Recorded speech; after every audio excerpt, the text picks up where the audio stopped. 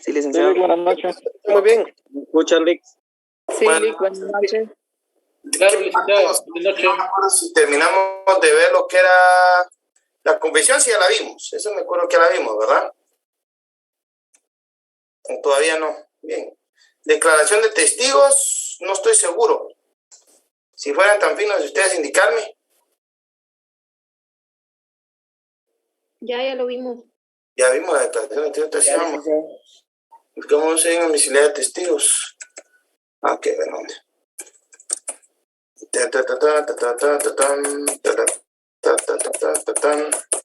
Disponer testimonio, todo esto ya lo vimos secreto. Sáquenme una duda, alguien me hizo una pregunta hace poco, me dijo, mire Lick, ¿cómo es que vamos nosotros en estas fases del proceso de la prueba? No sé si ya entendieron ustedes cómo está el proceso civil en este momento, cómo es que lo estoy llevando, porque no hemos visto los otros procesos, hemos visto básicamente los que estuvieron conmigo desde el semestre pasado, lo que era el proceso ordinario. ¿Lo han entendido un poquito? ¿Han visto cómo son las fases? ¿O quieren que les dé una pequeña explicación para que no se me vayan a perder? Sí, licenciado, andamos un poquito perdidos todavía. Bueno, pues les voy a poner un ejemplo, les vamos a tratar de dar algo aquí para que me entiendan, porque sí, no quiero tampoco eso. Bueno, pues muchachos. Incidentes, aquí está. Vamos a hablar del juicio ordinario. Recording in progress. Para que no se me pierdan, si es que logro bajar esta cosa. Pero en ustedes mi computadora está un poquito más loca de lo normal. Entendemos que un proceso de tipo ordinario, de conformidad con los artículos 61, 63, 106 al 107, se va a presentar una demanda. Estamos acá, en esta fase del proceso, ¿verdad? En ese momento se tiene que llegar todos los requisitos que establece el artículo 61 y los otros que establezca el proceso específico. Es decir, por ejemplo, vamos a acompañar los documentos que tenemos que acompañar y ahí vamos a incluir entonces nuestra pretensión. Estamos iniciando la acción, es decir, estamos dando inicio al funcionamiento de un órgano jurisdiccional. El artículo 109 me establece que entra el control del juez. Es decir, aquí yo como juez voy a verificar, bueno, este muchacho me está cumpliendo o no me está cumpliendo con todos los requisitos que la ley establece. Está siendo claro con su interposición. Y para leerlos, les voy a decir que el artículo 109 dice: los jueces apelarán de oficio las demandas que no contengan los requisitos establecidos por la ley, expresando los defectos que hayan encontrado. Acá ese es ese control que empieza el juez. Aquí se pueden dar dos situaciones. La primera, hay omisión de requisitos legales, ¿verdad? Repele de oficio, conforme el 109. No lo admite. Pero en cambio, si llenaron los requisitos legales de la demanda, va la pretensión incluida, por supuesto, admite para sí la demanda, o sea, admite para el proceso la demanda. Admitiendo la demanda, emplaza, es decir, le vamos a notificar al demandado que está siendo demandado, en pocas palabras. El demandado tiene que asumir una de las posibles actitudes ante la demanda. Puede irse rebelde, puede contestar en sentido negativo, puede interponer excepciones previas, etcétera, etcétera, etcétera. Esto encontramos que aquí ya estamos ya en pleno proceso ordinario civil. Pero entonces, acá viene, después de esto, la contestación de la demanda. Yo contesto la demanda en sentido negativo, también puedo reconvenir, y voy a ofrecer mis pruebas. Las pruebas las ofrecí desde que presenté mi demanda, el demandado, y el que la contesta desde que contesta la demanda. Por ende, se hace necesario que se lleve a cabo un periodo de prueba. Ay, Dios, perdón. Yo tratando de mejorar esto y...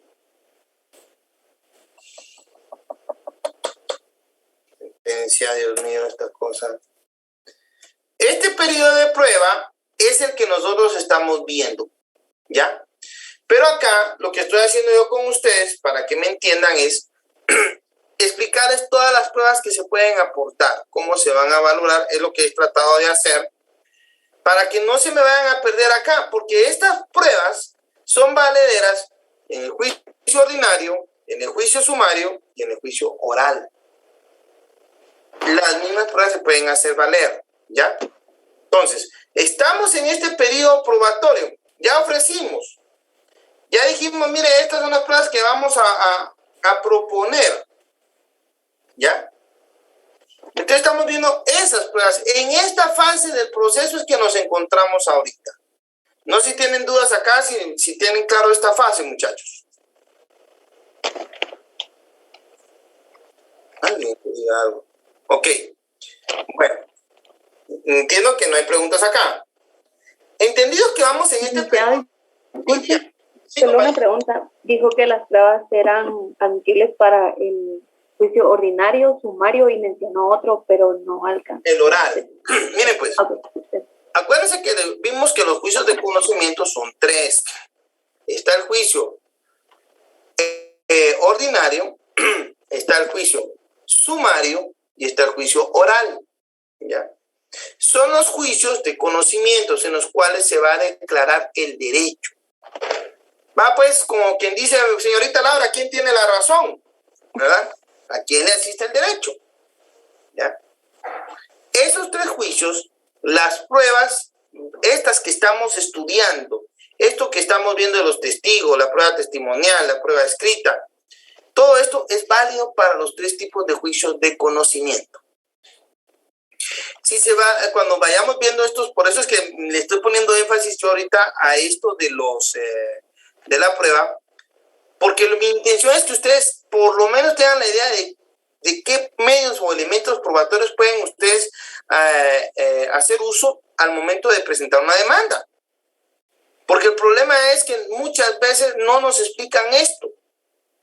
Y ya cuando estamos en la calle, que ahí es donde en verdad nos examinamos, el examen, sinceramente, se dan cuenta, no lo hice muy difícil. Lo agarré solo el material que les di. Que lo leyó y lo estudió, créame, yo sé que me va a ir bien. Entonces, entendamos algo. Su verdadera prueba es cuando uno ya está en la calle y uno dice, bueno, ¿y aquí qué presento, verdad? El problema es que nunca nos explicaron cuáles son esas pruebas. Por lo menos en mi caso, le digo, tuve muy buenos maestros, pero nunca daba tiempo de que me explicaran esto de la prueba. ¿Ya? Y esto fue algo que sí afectó ya en la práctica. Ya como juzgador, ya aprendí un poquito sobre de este tema y vi la relevancia de la prueba. ¿Qué dice? ¿Perdón? Pero que me espero un... Ok. Entonces, ahorita estamos viendo esto de la prueba. ¿Ya nos ubicamos un poquito más, compañeros?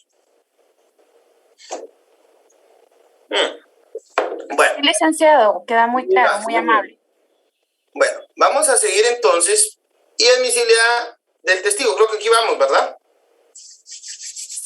¿Quién me lo puede leer? Es correcto, licenciado, así es. ¿Quién me puede hacer el favor de leérmelo, por favor? Admisibilidad del testigo. No será admitida la prueba si no es ofrecida en la demanda o en su contestación o reconvención. En algunos casos puede ser que no sea admitida por ser ineficaz para probar lo que se pretende probar o por ser prohibida por la ley. El artículo 145 del Código Procesal Civil y Mercantil establece que la parte que proponga la prueba en su escrito debe consignar el interrogatorio respectivo, debiendo las preguntas ser claras y precisas, pudiendo presentar en el ofrecimiento de prueba o la proposición de la prueba. Sin este requisito no se admitirá el medio de prueba. Veamos qué dice 145. ¿Quién me lo lee, por favor? Artículo 145, interrogatorio. La parte que proponga prueba testimonial presentará en la solicitud del interrogatorio respectivo, debiendo las preguntas ser claras y precisas. El interrogatorio deberá formularlo la parte de modo que cada pregunta no se refiera sino a un hecho simple a que el testigo debe concretar su respuesta. No es permitido dirigirles o consignar preguntas de apreciación ni opiniones suyas. Ok. Dese en cuenta. La parte que prueba en su escrito. Aquí estamos proponiendo, deberá consignar el interrogatorio respectivo. Aquí de una vez hago, en lo que es el proceso civil, es muy diferente al proceso penal, ya se lo digo. Aquí le digo al juez, señor juez, estas son las preguntas que quiero que el señor conteste o la señora responda, ¿ya? Pudiendo presentarse en el ofrecimiento de prueba o en la proposición de la prueba, sin este requisito no se admitirá el medio de prueba. Es decir, si yo no presento el escrito que contenga las preguntas que le voy a hacer, automáticamente no se admite la prueba. Es el requisito sine qua non. El 145, volviendo a leer, fíjense qué interesante, dice, si fue preciso tomar declaración a un miembro del cuerpo diplomático, ya me mandé la parte que proponga prueba testimonial presentará la solicitud del interrogatorio respectivo, debiendo las preguntas ser claras y precisas. Entonces, tenemos que presentar esas preguntas para que el juez también las califique. ¿Ok? Si no, no nos sirve, no se toma en cuenta. Objeto del testimonio, por favor. Ahí ya me paso otra vez. Y siempre me paso. Perdone, compañeros. Leámoslo, por favor. Objeto de testimonio. Este debe versar sobre hechos o acontecimientos susceptibles de producir efectos jurídicos. Algunos hechos por su naturaleza no pueden ser probados por este medio de prueba, como el nacimiento o defunción, los cuales son probados con las certificaciones de sus asientos. Recuerden algo que tenemos que tomar muy en cuenta. Y eso sí es cierto. A veces nos ponemos a pensar, ¿cómo pruebo? Con testigos, dice uno rápido. No, todo se prueba con testigos. Hay diferentes medios de prueba y hay que usar cada uno de ellos, ¿ya? Porque cada uno puede ser idóneo para demostrar un hecho controvertido, que es lo que hemos platicado, un hecho que debe ser demostrado. Quiero demostrar la existencia de una persona, presento la certificación de nacimiento. Quiero probar que la persona es hija de la señora María Morales, bueno, presento la certificación de nacimiento. ¿Por qué testigos? No, porque automáticamente para eso existe la prueba. Quiero pelear reconocimiento de paternidad. Bueno, existe una prueba científica, ADN, no por fuerza de testigos. No es la ideal. Todos los testigos pueden decir, sí, fíjese que en ese tiempo andaban de novio, pero no quiere decir que ellos puedan testificar o que estuvieron presentes mientras ellos tenían alguna relación íntima y que por eso la otra pudo quedar embarazada. Eso no se puede. Tenemos que buscar, por ende, el elemento de prueba necesario, el que es esencial, el suficiente, ¿ya? Por eso no en todos se vale presentar como testigos, ¿ok? No siempre el testimonio es el indicado. Procedimiento del testimonio, por favor, compañeros.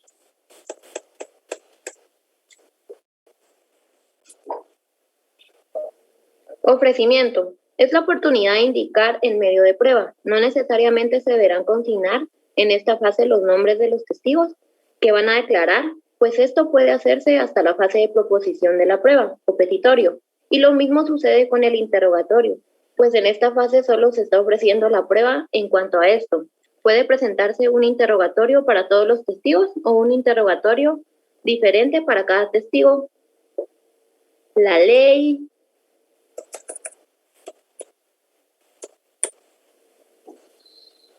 Fíjense qué interesante, leámoslo. La ley establece que se pueden presentar hasta 5 testigos por hecho, a diferencia en materia laboral, que se pueden presentar hasta 4 testigos por hecho. El artículo 145 del Código Procesal Civil y Mercantil establece los requisitos que el juez debe revisar de las preguntas antes de dirigirlas.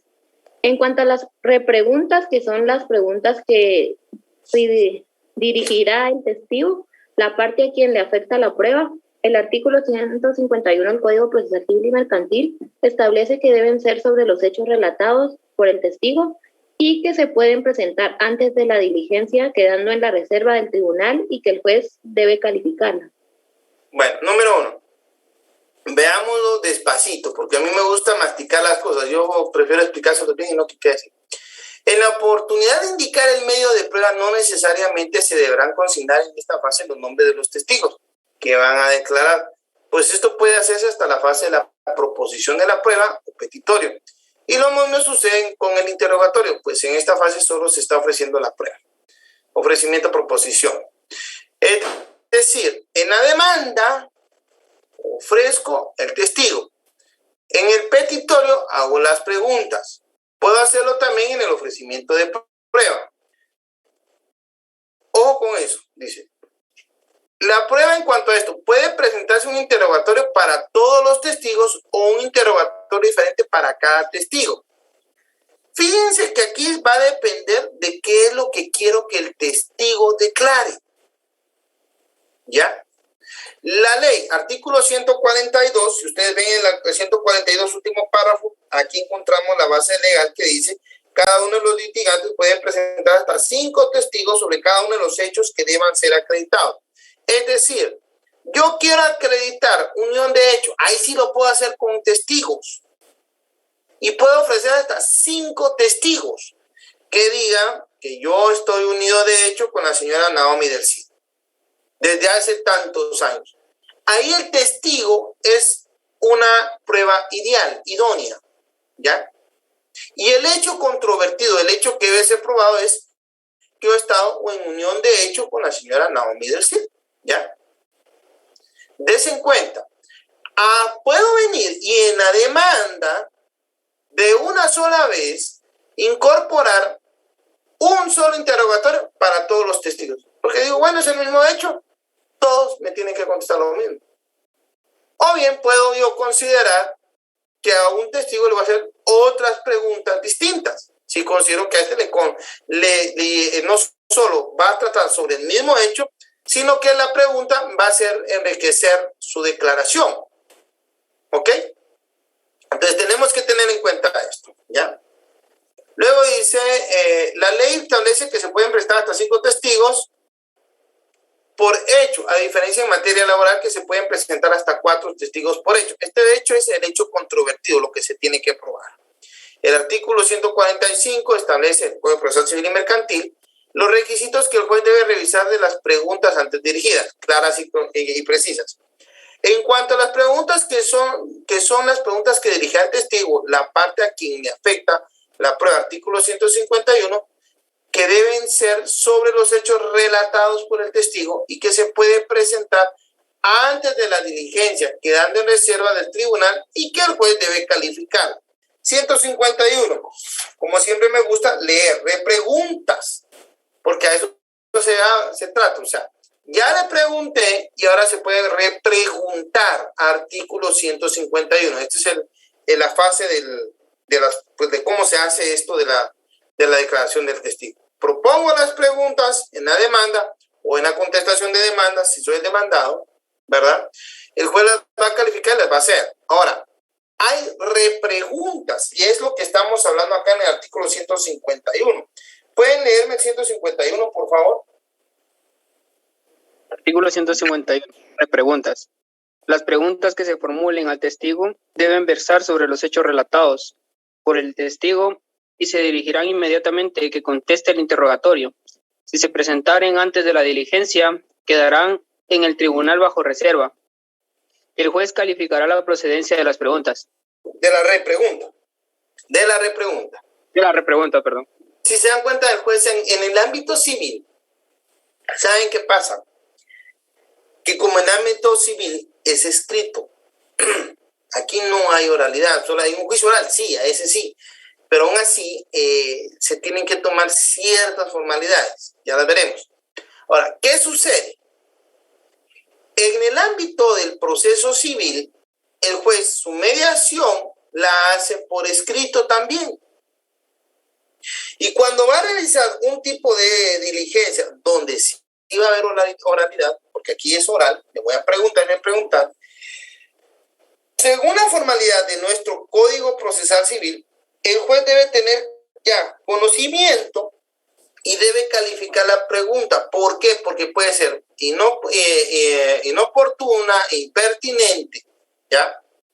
No es aquellas preguntas que no valen la pena hacerlas porque el juez dice, bueno, número 1, no me demuestra ningún hecho controvertido. Número 2, puede ser una pregunta impertinente que no tiene nada que ver con el hecho, ¿ya? O que no puede ser usada o utilizada porque pues puedo tocar cierta susceptibilidad, ciertas cuestiones que debo respetar de derechos humanos, puede ser, ¿ya? Entonces el juez tiene que calificarlas y si el juez califica que se pueden hacer, se hace, si no, no. Vamos con la proposición y la admisión, por favor.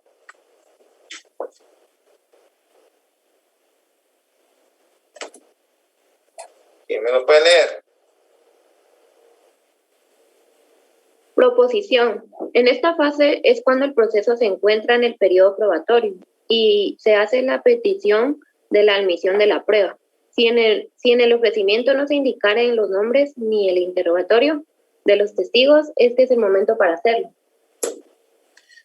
En esta fase, proposición. La proposición, dice, se encuentra en el periodo probatorio y se hace la petición. Bueno, ya vimos que hay una demanda, ese es el ofrecimiento. Aquí ofrecimos la prueba. Pero ya cuando se abre a prueba, por el plazo de 30 días, acá es donde yo digo, bueno, en esta parte yo propongo como prueba la declaración de tales testigos. Y el juez tiene que señalar día y hora para la recepción o para la práctica. Y eso es lo que vamos a ver. Por eso es que hay que tener en cuenta esto. Y se hace la petición de la... O sea, en esta fase es cuando el proceso se encuentra en el periodo probatorio y se hace la petición de la admisión de la prueba. Si en el ofrecimiento no se indicaran los nombres ni el interrogatorio de los testigos, este es el momento para hacerlo. O sea, nos está diciendo, lo hago acá. Propongo como prueba, ya se ofreció, se tuvo que proponer, eso sí, ofrecer la prueba testimonial, eso sí. Y acompaño el nombre del señor fulano y tal, y estas son las preguntas. Ok, ¿puedo hacerlo hasta aquí? Ok, perfecto, no hay problema. Pero tengo que haberlo ofrecido desde la demanda. Si yo en mi demanda no ofrecí la prueba testimonial, acá no me la pueden recibir. Porque me he saltado, me he comido una fase procesal de la prueba, el ofrecimiento. Entonces, de ley, en la demanda, en la presentación de mi pretensión, tiene que ir incluida, por fuerza, que voy a ofrecer testigos. ¿Ya? ¿Puedo hacerlo así? Sí. En términos generales, les voy a decir que en la práctica sí se pone, por lo menos en interrogatorio, y ofrece como testigos a los señores fulanos y fulanos. En otros lo que hacen es que ofrecen los nombres de los testigos, aunque no incluyen el interrogatorio. Eso es en la práctica. Pero sí se tiene que ofrecer, porque si ustedes no lo ofrecen, señores, no se cumple con la proposición y como no se ofreció, se rechaza. ¿Ok? Ustedes tienen que cumplir con esta fase. Admisión, por favor. ¿Quién me lo puede leer? Admisión. Esta prueba se admite a través de la resolución que señala día y hora para su recepción. Las partes pueden protestar la recepción en la vía incidental y protestar la no admisión, tal y como lo manda la ley, artículo 127 del Código Procesal Civil y Mercantil. Fíjense que este 127 es bien especial. Que alguien me ayude a leerlo y analícenlo bien, porque les cuento que sobre este ingrato artículo, ahorita mis compañeros, mis pupilos, los de juez de paz, tuvieron que entenderlo bien, una analizada, porque ahí sí les preguntaron, pero a mansalva. Hay una pregunta que decía, los jueces pueden rechazar de plano aquellos medios de prueba no prohibidos por la ley. Dice, no prohibidos. No decía prohibidos. Y leamos el artículo, lo voy a leer mejor yo. Dice, los jueces podrán rechazar de plano aquellos medios de prueba prohibidos por la ley. Ahora, no se dice no puede rechazar los no prohibidos por la ley, dice los prohibidos por la ley. Pero también agregan los notoriamente dilatorios o los propuestos con el objeto de entorpecer la marcha regular del proceso. Las resoluciones que se dicten en este sentido son inapelables, pero la no admisión de un medio de prueba en oportunidad de su proposición no obsta a que si fuere protestada por interesado sea recibida por el tribunal que conozca en segunda instancia si fuere procedente. El artículo hay que entenderlo así. Si yo propongo, si yo ofrecí Bueno, para mí eso proposición, aquí para mí esto está mal, eso fue proposición, ofrecimiento. Si yo propuse el medio de prueba en mi escrito, el juez lo puede rechazar, sí. Si es ilegal, si es notoriamente dilatorio, ¿verdad? O sea, puede ser legal, pero puede ser con fines dilatorios, ¿verdad? O con el objeto de entorpecer la marcha. Ahí lo puedo rechazar. Ahora dice, los incidentes sobre la prueba no suspenden el término probatorio, sino con respecto de la diligencia que motiva la discusión. Los tribunales, salvo texto de ley en contrario, apreciarán el mérito de las pruebas de acuerdo con las reglas de la sana crítica y desecharán en el momento de dictar sentencia las pruebas que no se ajusten a los puntos de hechos expuestos en la demanda y su contestación. Es decir, si yo como juez considero que un elemento no prueba, no le doy valor probatorio. Y es que estos elementos que nosotros estamos llamando prueba, un testigo, por ejemplo, la declaración del testigo, no va a ser prueba hasta que el juez le dé valor de prueba. Si un juez no le da ese valor, no es prueba. ¿Ok? Sigamos viendo esto. Volvamos a lo que nos está hablando acá. De ese 127 yo voy a agregar que en los artículos del 107 al 109, si no mal recuerdo, establecen lo siguiente, permita. 107. El actor deberá acompañar a su demanda los documentos en que funde su derecho. Si no los tuviera en su disposición, los mencionará con la individualidad posible, expresando lo que de ellos resulte, y designará el archivo oficina pública al lugar donde se encuentren los originales. Aquí estamos hablando de documentos. Inadmisibilidad de documentos y omisión de requisitos legales. Estos son incluso los elementos de prueba, ¿ya? No es simplemente decir yo voy a ¿cómo se llama? A presentar una demanda y ya. No. Simple y sencillamente tenemos que entender que tenemos que cumplir con las fases de la prueba también, ¿ya? Si no, sí tenemos problemas, ¿ya? No la pueden rechazar. Sigamos leyendo. Práctica. ¿Quién me la lee, por favor? Si tienen alguna duda, con confianza, por favor, compañeros. Práctica. El juez. ¿Sí?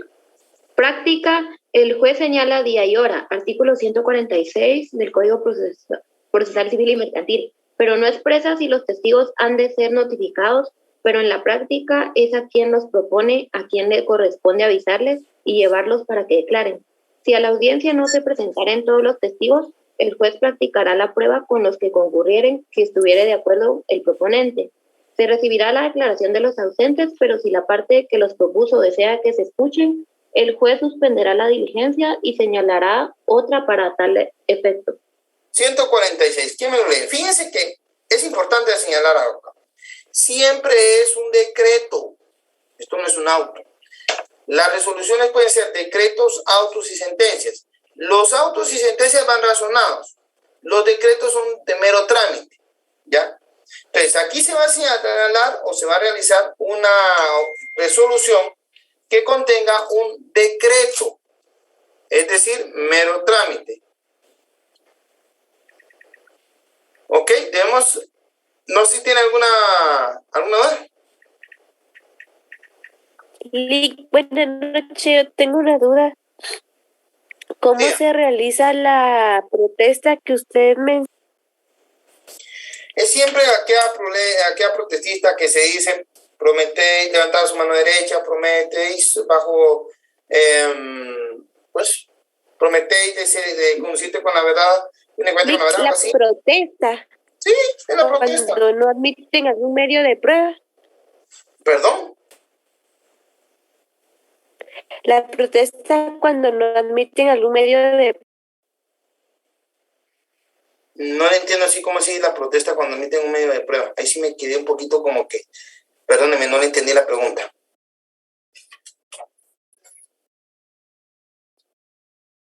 Bueno, compañerita. Sí, es que en el artículo 120 prueba, en oportunidad de su proposición, no obsta que si fuere protestada ¿Cómo se realiza esa protesta? Mire, pues, la protesta es el juramento que hace la persona de conducirse únicamente con la verdad. La protesta está, déjenme acordarme, está aquí en esto de la... ¿Dónde está? Déjenme... Absorbente, aquí está. Déjenme buscarle la propuesta. 134. ¿Puede leerme el 134?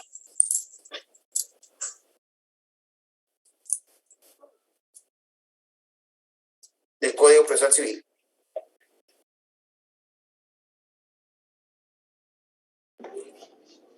Artículo 134, práctica de la diligencia.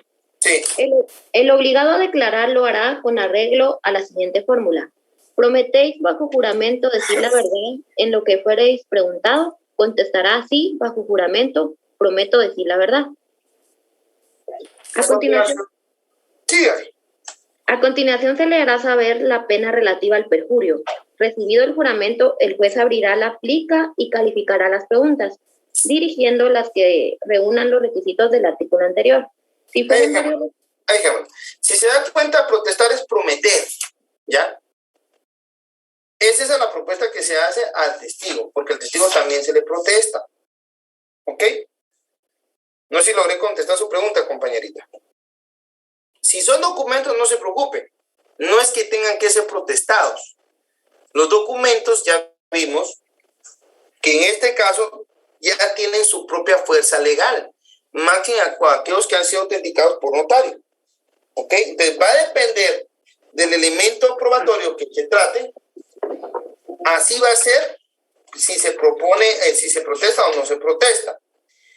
Para entender los medios probatorios, creo que lo leímos, está en el 128, no sé si ya lo leímos. ¿Me lo pueden leer, por favor?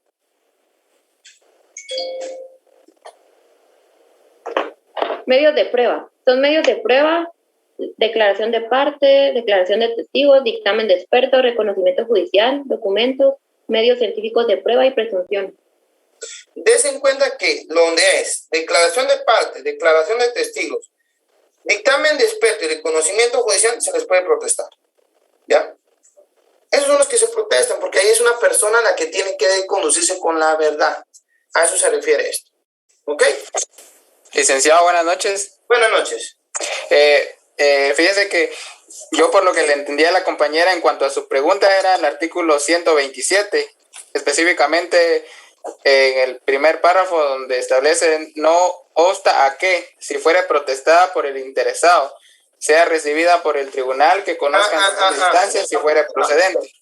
Cuando una persona protesta la admisibilidad de una prueba, cuando yo como contraparte, ya le entendí ese otro tipo, protesto, me opongo a la prueba, me opongo al testigo, ¿ya? Aquí tenemos que ver que lo que sucede es de que existe el 162, ¿verdad? Porque consideran que el testigo no es idóneo. Entonces yo me puedo oponer a un medio de prueba. Incluso puedo redarguir, se dice, de nulidad un documento. Considerar que el documento es falso, pero también lo tengo que demostrar. Si quieren, para entender esto, leamos el 162, por favor.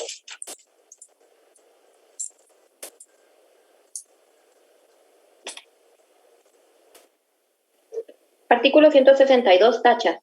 Las partes podrán alegar y probar acerca de la idoneidad de los testigos dentro del mismo término de prueba. El juez apreciará, según las reglas de la sana crítica, las circunstancias y motivos conducentes a corroborar o disminuir la fuerza de sus declaraciones en la sentencia, juntamente con lo principal. En la sentencia, es cuando el juez dice, por eso les decía, si le da valor probatorio o no le da valor probatorio. ¿Ustedes se pueden oponer? Sí. Yo me puedo oponer, protestarla, un elemento de prueba, y puedo hacer uso de algunos otros medios o herramientas que la ley me da. Algún recurso, una nulidad, dependiendo de la revocatoria. Tendríamos que ver ahorita cuál es el que procede según el caso. Pero entendamos que yo de entradita digo, no, esta persona, este testigo no es idóneo. no va a ser objetivo, él no sabe lo que va a hablar o él ya viene preparado. Yo puedo alegar, a eso se refiere eso de protestar. No sé si a eso se refería usted, compañero. Sí, licenciado, gracias. Bueno, sigamos estudiando, pues. Práctica ya es 146, ¿verdad? El examen de los testigos, por favor, ¿quién me lo puede leer? ¿El de? El examen de los testigos se verificará en presencia de las partes y sus abogados, sin concurrieren, pero las personas que asistan no podrán retirarse ni comunicarse con testigos que no han sido examinados. Tanto las partes o sus abogados como el juez podrán hacer a los testigos las preguntas adicionales necesarias para esclarecer el hecho. No es necesario que las partes estén presentes y los abogados pueden hacerle preguntas también al testigo que ha declarado. El examen de los testigos está sujeto a una serie de reglas para garantizar su eficacia. Los testigos serán examinados en forma sucesiva, sin que unos puedan oír lo que han declarado. Se les aparta en salas, se les deja fuera. Ni comunicado con el testigo que no ha declarado aún. Los testigos declaran bajo juramento de la declaración, debiendo hacerlo en castellano o en caso contrario por medio de intérprete. Aunque las partes no la pidan, serán siempre preguntados sobre sus datos personales y sobre si es amigo o enemigo, acreedor o deudor, pariente de alguno de los litigantes o si tiene algún interés especial en el asunto que se está tramitando. Esto para determinar si es idóneo, así como también, aunque no se pidiere, se le preguntará sobre la razón de su dicho. Todas estas preguntas son para valorar. Todas estas preguntas son para valorar correctamente la prueba. La respuesta de las preguntas deben ser asentadas en su presencia y sin abreviarse, y no permitirá al testigo ninguna consulta, ningún escrito, salvo si la pregunta fuese sobre libros. Dese en cuenta que aquí hablamos que todas estas preguntas se van a hacer con el fin de establecer si hay una tacha, conforme el artículo 162. ¿Ya? Si yo tengo con una enemistad con una persona, no puede decirse que puedo usar un testigo idóneo. ¿Ya? Yo soy el acreedor o deudor. ¿Ya? Puede ser que yo no sea el testigo idóneo. A eso se refiere esto. Por eso es que es tan especial esto. Se trata de que, a pesar de que es un proceso oral, escrito, sí se le dé cierta seguridad jurídica para lograr determinar ese principio, ese valor al que aspira todo proceso, la verdad. Casos especiales. Ya me pasé. Buenas noches. Una molestia. ¿A qué se refiere con las tachas? ¿Con las qué? Las tachas que te mencioné. Tachas, 162. Si quieres, leamos. Las partes podrán alegar y probar acerca de la idoneidad de los testigos dentro del mismo término de la prueba. Es ideal, es idóneo. Va a ayudar y colaborar en probar la verdad. Porque eso es lo que interesa. El testigo va a ayudar a esclarecer los hechos controvertidos. Bueno, de eso se trata. ¿Será que puedo presentar una tacha contra mi enemigo si va a ser testigo de la contraparte? Señor juez, yo con el señor tengo un juicio entablado por violencia, o porque me agredió, o porque me pegó, o porque simplemente nos quisimos, qué sé yo, ¿verdad? O hemos estado peleando un terreno. ¿Será que esta persona es idónea para utilizarla como testigo? Va a depender mucho del caso, ¿ya? Por eso es que el artículo 162 establece que las partes, y cuando digo las partes se refiere a tanto demandado como a demandante, podrán alegar y probar, porque no se trata solo de decir, miren, no es idóneo, no todo sería rechazado, no. Debe probarse por qué no es idóneo el testigo, ¿ya? Y después dice, el juez apreciará, según las reglas de la sana crítica, las circunstancias y motivos conducentes a corroborar o disminuir la fuerza de sus declaraciones en la sentencia, juntamente con lo principal. Entonces, valoro la tacha. Tengo que venir y pronunciarme. Mire, se tachó al testigo porque se consideraba inidóneo en virtud de que con esta persona han tenido una enemistad de años, la cual sí fue admitida, incluso fue motivo de declaración en una repregunta, ¿verdad? Por lo que considero que el testigo no es idóneo. O simplemente descarto la tacha y el testigo sí es idóneo y se le da valor probatorio. Va a depender específicamente del hecho, de la situación, del caso concreto. No sé si logré responder su pregunta, mi amiga. Sí, Lick, muchas gracias. Sí, dígame. O sea que es esta sentencia, o sea que cuando se da la audiencia la declaración del testigo, y por supuesto que ya las partes saben de que va a declarar el testigo tal, y en la audiencia se enteran las partes de cuáles son las preguntas sobre las que va a hacer el interrogatorio. Sí. Pero a una de las partes no le conviene o considera que no es un testigo ideal y se prepara de antemano antes de llegar a la audiencia con la prueba necesaria para pronunciar la tacha en contra de el juez la valorará porque se ofrece en esa audiencia. Aún así se lleva a cabo la audiencia. Si hacen las preguntas, a pesar de que se lleva la prueba, a pesar de que se pronuncia la tacha, se lleva a cabo la audiencia y un par de meses después en el proceso ordinario que haya sentencia, hasta ahí se sabe si se toma en cuenta la tacha o no. Fíjense pues, acuérdense cuáles son las fases de la prueba. Ofrecimiento, proposición, diligenciamiento y por último viene la valoración. Yo a estas sentencias que voy a valorar la prueba. Antes no lo hago. Es más, ni siquiera es prueba. Es que eso es lo interesante de este caso, o de lo que sucede acá. En este ámbito, y son cositas que uno a veces ya en la práctica uno dice, ¿pero por qué? Bueno, porque te tienen que respetar las fases de la prueba. Yo no puedo adelantarme como juez y sí, este es inidóneo. No, porque yo aquí no estoy valorando, yo estoy diligenciando. Ya en el momento de que valorar, bueno, me probaron en efecto que esta persona era inidónea y presentaron este argumento, presentaron estos elementos de prueba, y entonces en mi argumentación, en mi explicación del por qué no le doy valor probatorio, indicó que en efecto era inidóneo y no le doy valor probatorio. ¿Ya? Pero con esto estoy cumpliendo las fases de la prueba. Yo no puedo, según el principio de preclusión, regresar a fases anteriores, ni tampoco me puedo adelantar, ¿ya? Porque estaría alterando las formas del debido proceso, y si altero las formas del debido proceso, procede un recurso de nulidad, porque alteré el proceso, lo violenté, ¿ya? Acuérdense que parte del debido proceso es que usted conoce las fases del proceso, usted sabe qué fase es la que viene una tras otra. No se pueden cambiar porque lo altera y con esto violento los derechos de debido proceso y por ende de defensa. Yo no puedo venir y dejar de defender a una persona o violentar el derecho de defensa a la persona. ¿Cómo la persona va a saber cómo defenderse en cada etapa o qué debe hacer en cada etapa si yo altero estas formas del proceso? No sé si me captó ahora la idea.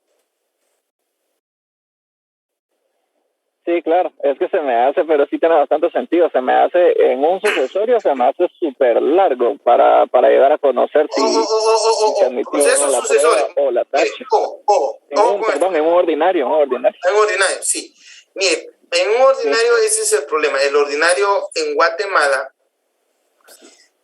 mire, el ordinario en términos general es un proceso largo. No tendría que hacerse tanto si se respetaran todos los plazos, pero es casi imposible.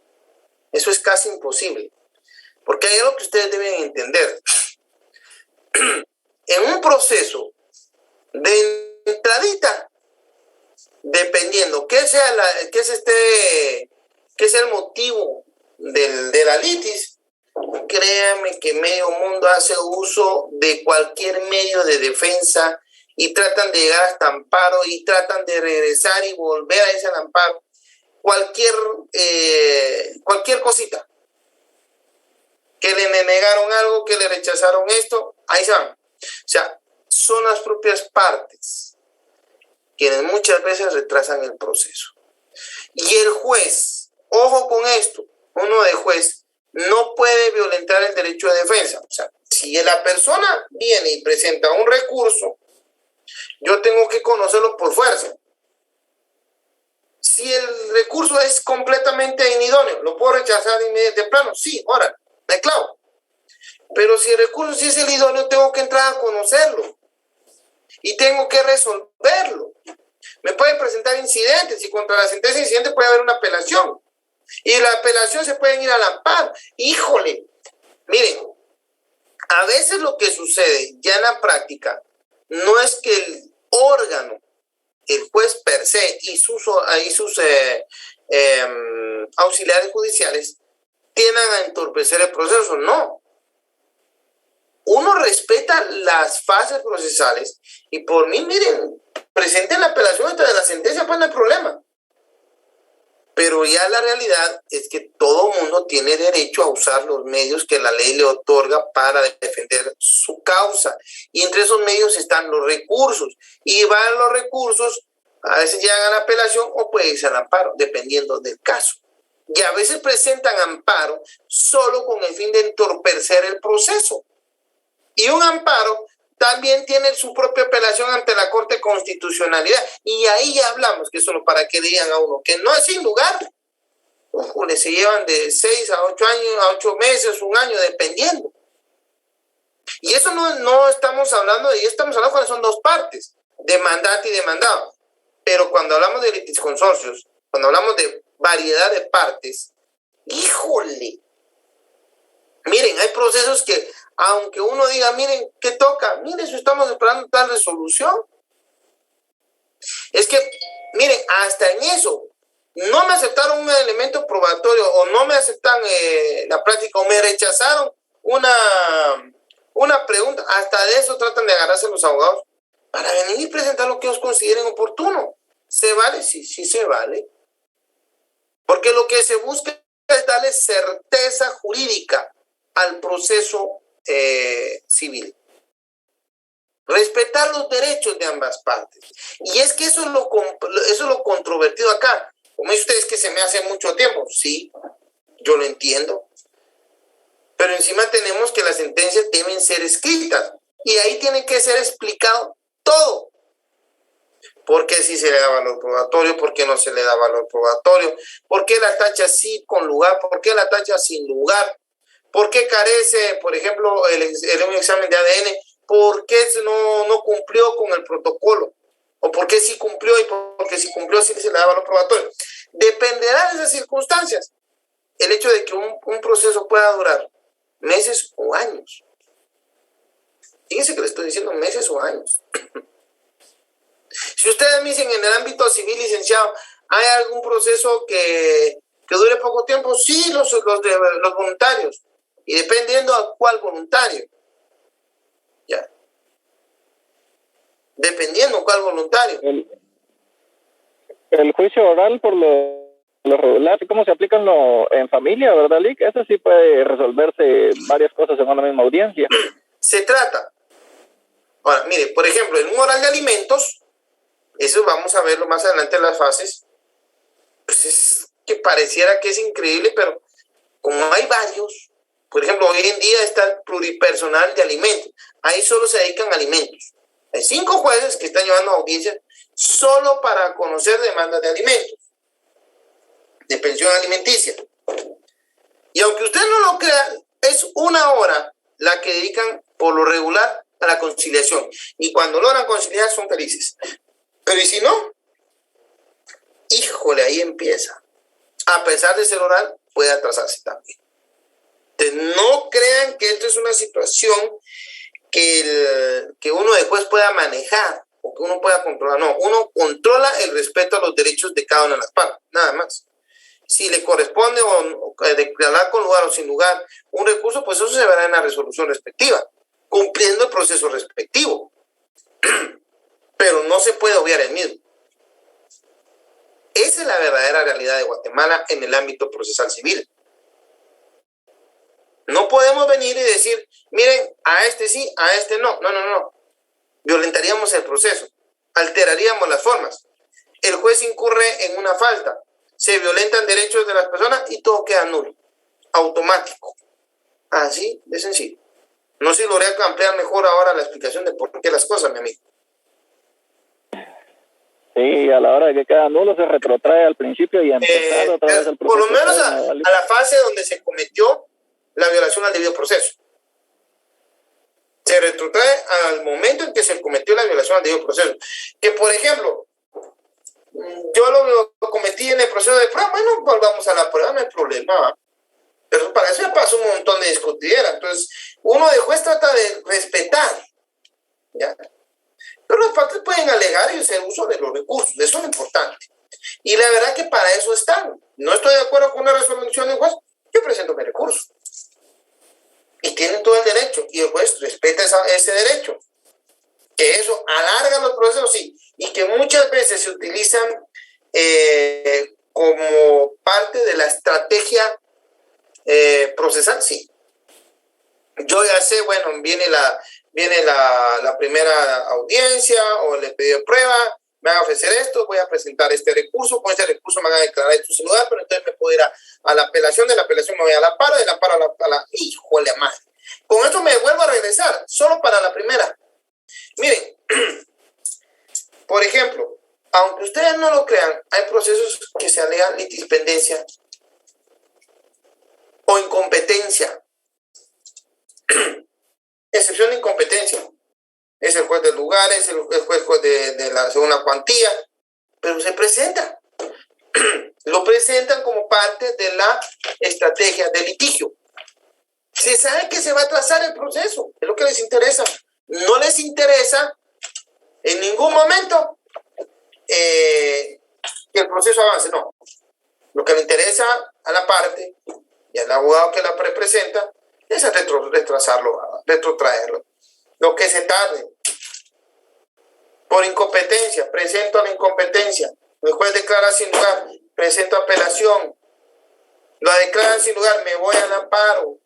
Lo declaran sin lugar, me voy a la apelación. ¿Y cuánto tiempo pasó ahí?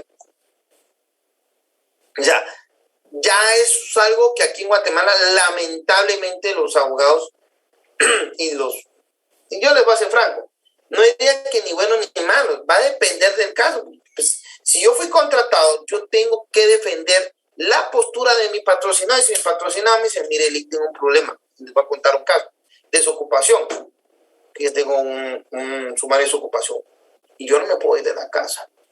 ¿Qué tanto me lo puede atrasar? Así, ¿qué tanto me puede atrasar el proceso? Mire, que hace 2 años, dice. Que un poquito más, mire, si con suerte le logramos el 3.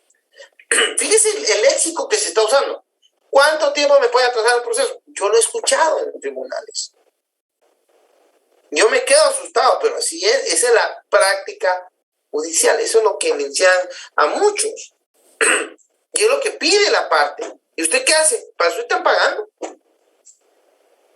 O es raro que alguien diga, mire, resolvamos la controversia. Cuando hay 2 partes que quieren resolver la controversia, mire, en una conciliación se llega. Ahí se resuelve. Los grandes procesos son porque las partes desean el pleito. Una tiene la razón, pero hay una que dice no. No sé si ya me entendió ahora cómo es la práctica, compañero. Sí, por supuesto. Mire, una duda, no se puede apelar a la violación del principio de lealtad procesal en todos estos retardos, porque, bueno, no sé si en lo civil aplica o si es parte de los principios del derecho civil. Sí, pero es que lo que pasa es que la lealtad procesal supone, y la buena fe procesal, usted tiene que entenderla de que no supone que las partes no hagan uso de la tutela judicial efectiva. Es decir, la tutela judicial efectiva como parte del debido proceso conlleva el respeto a que usted haga uso de todas las herramientas que el proceso le otorga para defender su postura. La lealtad procesal consiste en que usted lo está haciendo en buena fe. Yo tengo que considerar eso como juez. No le estoy diciendo que así sea, no. ¿Ya? Pero tengo que respetar su derecho. Yo no puedo decir, mire, por lealtad procesal usted no, ahí violento el proceso. ¿Cómo puedo yo establecer esa lealtad procesal? No, pues, pero la contraparte no puede apelar a la lealtad procesal, por ejemplo, cuando es evidente que el otro abogado está utilizando los tiene que conocerse el recurso y tiene que ser declarado sin lugar. Es lo que puede hacer el juez. Pero la lealtad procesal, la buena fe, no existe un recurso que diga, mire, por considerar que existe mala fe o no hay la lealtad procesal, tal cosa. Lo más que puede hacerse, si es condenable en costas. No paguen las costas, pues. Es lo más.